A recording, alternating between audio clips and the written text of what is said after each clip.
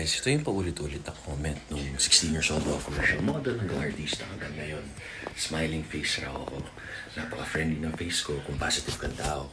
Kung hindi, parang ang yabang ko raw. Feeling gwapo, ganyan maangas ang dating. Nakakaloko, nakakalalaki. Kasi yung mata ko raw, tantalizing, smiling eyes. Tapos parang naiyak lagi. Compliment yun ng commercial days hanggang ngayon. Pero sa comment section, parang pinapalabas, pag lagi naiyak ang mata mo, tayo ka nakangiti. Ganun talaga yung ginigay ni Lord. Wala tayo magagawa. So, ganun lang yun. Yan yung natural, assets or natural, body parts ko. Wala na akong magagawa, di ba? Yung iba gusto yung ganun, yung iba hindi.